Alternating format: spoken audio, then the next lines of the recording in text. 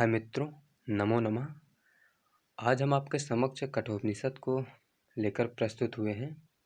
इसके पहले हमने आपको संस्कृत साहित्य के इतिहास पर एक वीडियो दिया था और उसमें हमने आपको बताया था कि जो संस्कृत साहित्य है वो वैदिक साहित्य, उपजीव्य काव्य, लौकिक साहित्य और आधुनिक साहित्य में बटा हुआ है। यानी कि उसको हम 4 पार्टों में बाँट कर देखे थे, समझे थे।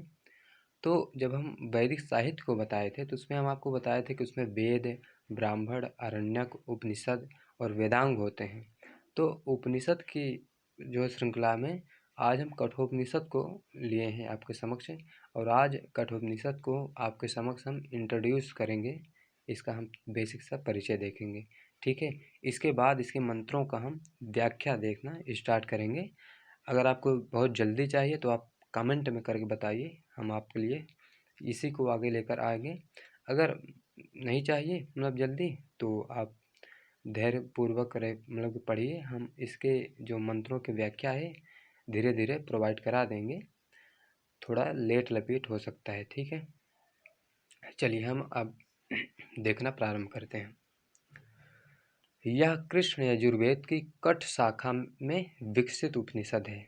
तो आप जानते हैं यजुर्वेद की 2 शाखाएं हैं, मतलब कि यजुर्वेद को 2 पार्टों में बांटा जाता है, कृष्ण और शुक्ल। तो कृष्ण यजुर्वेद जो है उसकी कठ शाखा एक है और उसी में जो है विकसित यह उपनिषद है। इसलिए इसे जो है कठोपनिषद कहा जाता है, क्योंकि यह कठ शाखा से विकसित है। आरंभ के कुछ मंत्रों को छोड़कर यह पूर्णतः पद्यात्मक है, यानी कि इसे हम बहुत ही लयबद्ध तरीके से भी पढ़ सकते हैं, गा सकते हैं, इस हिसाब से। इसमें 2 अध्याय हैं जो 3-3 वल्लियों में विभक्त हैं। तो अर्थात जैसे ये 2 अध्याय हुए तो एक अध्याय में 3 वल्ली आपको ये देखने को मिलेगी, दूसरे अध्याय में भी आपको 3 वल्ली देखने को मिलेगी। इस तरह आपको 6 वल्लियाँ पढ़नी होंगी, ठीक है। अब आपके सिलेबस के ऊपर डिपेंड करता है कि आपको कितना पढ़ना है, वो आप देख लीजिएगा। प्रथम अध्याय में नचिकेता की कथा है। उसे पिता ने क्रोध में यमलोक जाने की बात कह दी। यानी कि आप इसमें एक कथा पढ़ेंगे। इसमें एक कथा आएगा कि एक वाजस्रवा ऋषि थे जिन्होंने विश्वजीत यज्ञ किया था। और विश्वजीत यज्ञ क्या होता है कि उसमें अपना सब कुछ दान देना होता है दूसरों को। तो उन्होंने जब यज्ञ किया था तो यज्ञ में क्या हुआ कि यज्ञ के बाद जब वो दान दे रहे थे तो उनके अंदर एक प्रकार से मोह या लालच, एक प्रकार से अज्ञानता उत्पन्न हो गई थी। और उस अज्ञानता के कारण वो जो दान दे रहे थे दूसरे ऋषियों को, वो बहुत ही बेकार बेकार चीज़ें दे रहे थे, यानी कि रिजेक्टेड माल दे रहे थे। जैसे आप देखेंगे इसमें पढ़ेंगे तो इसमें बूढ़ी बूढ़ी गाय दे रहे थे लोग, मतलब कि ऋषियों को, एकदम बूढ़ी गायें जो ना तो घास खा सकती थी और ना ही दूध दे सकती थी, इस प्रकार की गायें जो हैं दे रहे थे। इस स्थिति को देखकर नचिकेता के दिमाग में जो है कुछ बातें चली और उसे लगा कि हमारे पिताजी ये तो गलत कर रहे हैं। और वो उसने जो है पिता के समक्ष जाकर बोला कि पिताजी आप हमें किसे देंगे, इस तरह की बात उसने की। क्योंकि विश्वजीत यज्ञ में सब कुछ दान देना होता है, तो उसने कहा कि हमें किसे देंगे आप। तो पहले तो पिताजी ने, वज्रश्रवा ऋषि ने कहा कि भाई, वो एक प्रकार से अनदेखी कर रहे थे कि बच्चा है बच्चा है, ऐसे ही कह रहा था। लेकिन बार बार नचिकेता परेशान कर दिया तो क्रोध में आकर उन्होंने कह दिया कि मृत्युवे त्वा ददाम इति, मैं तुझे मृत्यु को देता हूँ। इस तरह की बात उन्होंने कह दी। तो नचिकेता यम के गृह में जब इस तरह की बात की, नचिकेता पहुंच गया यमराज के घर। अब देखो यमराज के घर पहुंच गया तो अब थोड़ा हाइपोथेसिस जैसा आपको लग रहा होगा कि ये कैसे हो सकता है। पहली बात तो ये कि कोई अगर यमराज के पास पहुंच गया तो फिर वो आता कहाँ है भाई, और आकर यहाँ वो कठोपनिषद लिखेगा, ऐसी बात तो नहीं हो सकती। यानी कि एक थोड़ा सा कल्पना आप कह सकते हैं हो सकती है ये, क्योंकि ये तर्क के आधार पर नहीं फिट हो रहा है। नचिकेता यम के गृह में पहुंचकर 3 वर पाता है। पाता क्यों है? क्योंकि वह जब जाता है तो वहाँ यमराज थे ही नहीं, वो अपने कार्य में व्यस्त थे भाई। वो किसी दूसरे आत्माओं को बटोरने में लगे हुए थे, व्यक्तियों को मारने में लगे थे, आप जो कह लीजिए। तो वो नहीं थे घर पर। तो नचिकेता वहाँ जाता है ना, तो वो करीब 1 हफ्ते तक वहीं जो है उनका वेट करता है, उनके द्वार पर बैठ कर के बिना खाए पिए। तो उसी को देख कर जो है, पहली बात तो जब यमराज आए तो लौटकर, तो वो देखे तो एक ब्राह्मण जो बालक था, तो पहले इनको नमस्कार किए और नमस्कार करने के बाद कहा कि भाई आप 6 दिन से बैठे हैं यहाँ, तो ऐसा करिए 6-7 दिन से आप बैठे हैं तो आप हमसे वरदान ले लीजिए। तो उसी को जो है इन्होंने 3 वर माँगा। और वर कौन-कौन से थे? अब देखिए ये वर आपकी परीक्षा में आ सकता है, यानी कि एक जो है क्वेश्चन दे देगा कि नचिकेता के द्वारा माँगे गए वरों का विवरण दीजिए। या फिर जो मतलब कि यमराज ने नचिकेता को कौन-कौन से वर दिए, डिस्क्रिप्शन उसका लिखिए। इस तरह के क्वेश्चन आ सकता है, तो आप इसको ध्यान में रखिए। प्रथम वर में पिता की कोप शांति, यानी कि जो वो क्रुद्ध हो गए थे, यानी कि जो एक प्रकार से क्रोधी हो गए थे, गुस्सा में आ गए थे, अज्ञानता आ गई थी, तो उसको शांति के लिए वर मांगता है कि हमारे पिता जो वैसे ही हो जाएं जैसे ये कोप से पहले थे, अर्थात वो पहले जैसे अच्छे हो जाएं। द्वितीय में स्वर्गप्रद अग्नि विद्या के रहस्य को जानने की कोशिश करते हैं, अर्थात जो स्वर्ग दिलाने वाली अग्नि विद्या थी उसको जो है यमराज इनको बताता है। और तृतीय वर में आत्म तत्व का ज्ञान पाता है, यानी कि आत्मा के बारे में जानकारी प्राप्त करता है कि आत्मा होती क्या है। अब देखिए ये 2 वर तो बड़े आसानी से दे दिए थे, जो है क्या कहते हैं, आप कह सकते हैं कि यमराज ने, लेकिन तृतीय वर के लिए बड़ा घुमाया था नचिकेता को।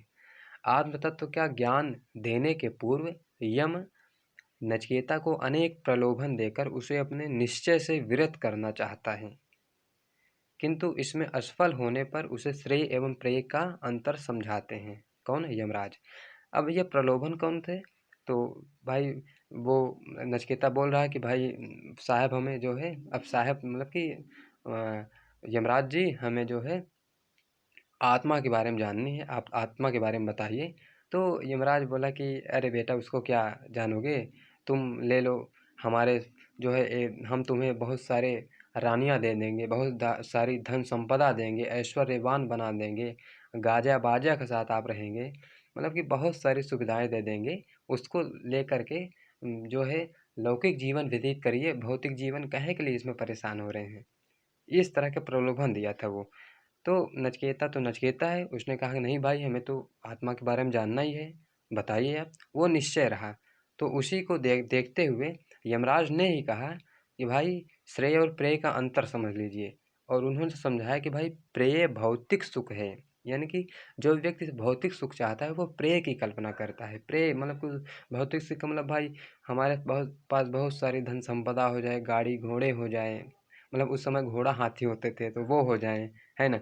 और जो है रानियाँ कई सारी बढ़िया बढ़िया हो जाए, खाने के लिए अच्छे अच्छे पकवान हो जाएं, कई सारे नौकर चाकर लग जाएं, यही तो चाहते हैं, मतलब भौतिक सुख यही तो है। तो भौतिक सुख का प्रलोभन बहुत दिए थे उनको, लेकिन वो माने नहीं थे। तो फिर उन्होंने अंतर किया कि भाई प्रेय भौतिक सुख है और श्रेय आध्यात्मिक स्पिरिचुअल एक प्रकार से उपलब्धि है, जिसमें ज्ञान वैराग्य आदि शामिल हैं। तो ज्ञान वैराग्य अर्थात जो आध्यात्मिक उपलब्धि है उसमें ज्ञान मिलता है, आपको वैराग्य मिलता है। इसमें क्या होता है भाई, आध्यात्मिक उपलब्धि प्राप्त करने के बाद आप वो शांति आपको मिलती है जो भौतिक सुख में नहीं मिलती आपको। तो नचिकेता ने श्रेय का चुनाव करके आत्मज्ञान का अधिकार पा लिया। यम ने आत्मा को दुर्जेय कहते हुए उसे अजन्मा, अमर, नित्य, शाश्वत तथा शरीर के नष्ट होने पर भी अक्षुण्ण रहने वाले तत्व बताया। मतलब कि ये लाइन जो है, तो यमराज कहते हैं भाई आत्मा को ना हम सुखा सकते हैं ना जला सकते हैं, यह नित्य है, शाश्वत है, हमेशा रहता है, ये ट्रांसफॉर्मेशन के जरिए चलता है, अर्थात एक बॉडी को दूसरे बॉडी में ट्रांसफ़र होता है। ये जैसे कपड़े आदमी बदलता है वैसे आत्मा बॉडी बदलती है, इस तरह की बात की गई। और इसी को उठाकर भगवत गीता में आप देखेंगे उसमें इसी को सेम रख दिया गया है, अर्थात कठोपनिषद को ही उसमें रखा गया है। आप जब पढ़ेंगे गीता तो उसमें कृष्ण कहते भी हैं कि भाई मैं वेदों में साम वेद हूँ, मैं विद्वानों में ये हूँ वो हूँ। और आप पढ़ेंगे तो देखेंगे इसमें कठोपनिषद की कई सारी चीज़ें मिलती हैं, क्योंकि उसमें ये बताया गया है कि भाई आत्मा तो मरती है। अर्जुन को ये उपदेश दे रहे थे कि भाई काहे परेशान हो रहे हो यार इन व्यक्तियों के प्रति, या आत्मा इनके अंदर जो आत्मा है वो मरेंगी नहीं, आप मारो इनको, युद्ध करो, इस तरह की जो है नीति या फिर शिक्षा दिए थे, है ना। तो ये थोड़ा कॉन्टेक्स्ट था, रेफरेंस था, इसलिए हमने बताया। इस प्रसंग में यम ने रथ का रूपक देकर शरीर आदि के साथ आत्मा का व्यवहारिक रूप निरूपित किया। तो इसमें यमराज ने बताया कि भाई जो जो रथ है वो मनुष्य की शरीर होती है, और जो इंद्रियां हैं वो रथ का घोड़े होते हैं। अर्थात जिस प्रकार रथ में भाई घोड़े लगे होते हैं, उसी प्रकार हमारे जो बॉडी है उसमें इंद्रियां लगी हुई हैं, और वो रथ का जो सारथी है वो कौन है? मन है। अर्थात जो हमारी बॉडी का जो सारथी है वो कौन है? मन है। मन जो जिधर ही इंद्रियों को हाँकेगा, उधर ही बॉडी चली जाएगी, उधर ही हम चले जाएंगे। इस तरह का रूपक देकर बात इन्होंने की थी। आत्मज्ञान का मार्ग भी छुरे की धार की समान तीक्ष्ण और दुरतिगम है। छुरस्य धारा निशिता दुरत्यया, है ना। तो मतलब कि बहुत ही खतरनाक है, कह सकते हैं। पुरुष परमात्मा ज्ञान की अंतिम सीमा है। यानी कि किसी कोई व्यक्ति अगर पुरुष को जान जाए, पुरुष का मतलब यहाँ व्यक्ति वाला पुरुष नहीं, स्त्री स्त्री पुरुष वाला पुरुष नहीं है, यहाँ परमात्मा वाला पुरुष है। अब पुरुष शब्द आया है थोड़ा, एक और रेफरेंस आया है थोड़ा, मैं एक चीज़ और आपको बताना चाहूँगा। आप जानते हैं कि भारत में 9 दर्शन हुए हैं, षड दर्शन, और मतलब कि जो 6 दर्शन हुए हैं उन्हें षड दर्शन कहते हैं, जो वेदों को मानते हैं, और उन्हें आस्तिक दर्शन कहा जाता है। और नास्तिक दर्शन हुए हैं जैन, बौद्ध और चारवाक। नास्तिक कहने का मतलब यहाँ ये नहीं है कि जो भगवान को नहीं मानते वो नास्तिक हैं। इस तरह कहेंगे तो सांख्य दर्शन में भी भगवान को नहीं माना गया है, तो क्या वो नास्तिक हो गया? ऐसा नहीं है। यहाँ ये कहने का मतलब कि वेदों के अनुसार अब बांटा गया है कि भाई जो वेद को मानेंगे वो आस्तिक हैं, और जो नहीं मानेंगे वो नास्तिक हैं। ईश्वरीय आधार पर नहीं बांटा गया। देखिए, दर्शनों को 2 आधारों पे बांटा जाता है यहाँ भारत में। एक आप कह सकते हैं जो वेदों के अनुसार, यानी कि वेदों के अनुसार, और एक आपका है जो वो है जो है भगवान या ईश्वर, ईश्वर के अनुसार।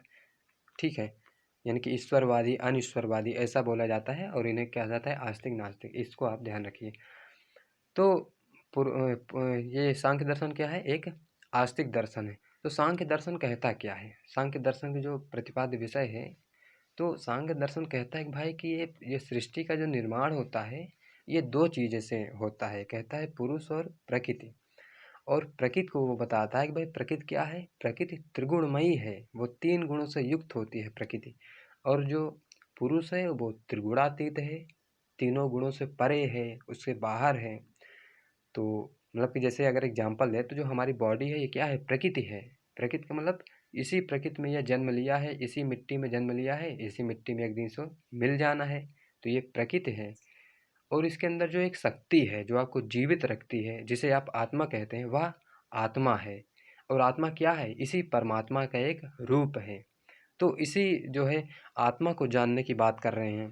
कह रहे हैं कि इस आत्मा को आप जान लेंगे तो आप परमात्मा के स्वरूप को समझ जाएंगे, और जब आप परमात्मा के ज्ञान को प्राप्त कर लेंगे, जो अंतिम ज्ञान है, तो आप वो आनंद प्राप्त करेंगे, वो सुख, आनंद या अनुभव महसूस करेंगे जो भौतिक जो सुख है उससे नहीं मिलेगा आपको। यानी कि भौतिक सुख में जो आप आनंद प्राप्त करते हैं, ये भौतिक सुख, उससे अलग जो होकर उससे बहुत ही उच्च कोटि का सुख आपको, आनंद, सुख और शांति परमात्मा को जानने से, परमात्मा में ध्यान लगाने से मिलेगी। ऐसी बात वो करते हैं। और यहाँ मतलब कि इसमें आप देखेंगे स्वर्ग की भी बात कही गई है। मतलब कि इसमें आप कठोपनिषद में ही आप पढ़ेंगे कि स्वर्ग वो है जहाँ ना व्यक्ति को भूख लगता है, ना प्यास लगता है, सारे जो है रोगों से मुक्त रहता है, किसी प्रकार का उसमें मतलब कि डिप्रेशन जैसी हालत नहीं रहती। वो एकदम सुख शांतिपूर्वक जीवन व्यतीत करता है वहाँ भाई। बहुत ही सुंदर सुंदर परियां भी रहती हैं, आनंद करो, मौज करो, ये ऐसी बातें जो है स्वर्ग की बात की जाती है। तो ये स्वर्ग था।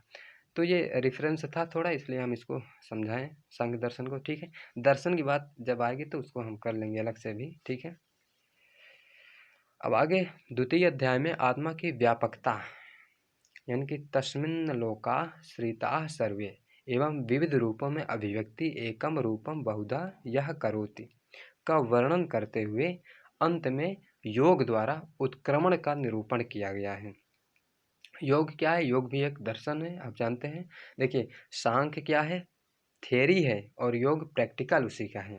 भाई सांख्य क्या कहता है, थ्योरी थ्योरी बता देता है कैसे ऐसा करना चाहिए व्यक्ति को, लेकिन थ्योरी आप कोई फॉलो कर सकता है जब तक उसे प्रैक्टिकल न कराया जाए। जैसे आप साइंस पढ़ते हैं तो भाई आपको थ्योरी बता दिया जाए, भाई देखो हाइड्रोजन और ऑक्सीजन मिलाएंगे यानी कि हाइड्रोजन के 2 परमाणु तो जो है जल बनेगा, H2O बनेगा, लेकिन हम प्रैक्टिकल ही न करवाएं, ऐसे ही बता दें थ्योरी रटवा दें, तो क्या बच्चा उस चीज़ में जो है जो क्या कहते हैं बहुत ही उत्कृष्ट कोड का नॉलेज प्राप्त कर पाएगा? तो नहीं कर पाएगा।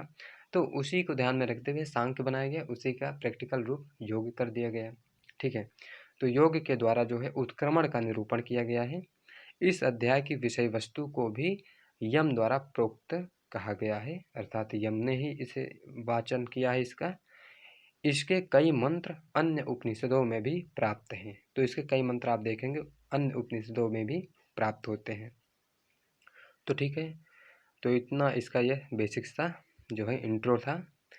तो आई होप आपको अच्छा लगा होगा। ठीक है, तो इसके पहले मतलब कि हमने जो कठोपनिषद बताया, इसके बाद हम इसके मंत्रों को भी देख लेंगे, मतलब कि समय हमारे पास अगर मिलेगा तो हम आपको प्रोवाइड करा देंगे। बाकी जो उपनिषदों का सारांश इसी प्रकार का है इंट्रो, तो उसको हम दे देंगे, क्योंकि इंट्रो जानने से ये होता है कि थोड़ा हम उपनिषदों के बारे में जानते रहते हैं क्या क्या है इसमें। भले ही मंत्रों का हम वाचन या फिर उनको ना पढ़ें कायदे से, तब भी हम थोड़ा था इंट्रो जानते रहते हैं, परिचय। तो कहीं भी बैठकर किसी से भी बात करेंगे तो हमारे बात में वजन आएगी किसी चीज़ को कहने में। ठीक है, तो ठीक है, बस इतना ही आज था। Thank you.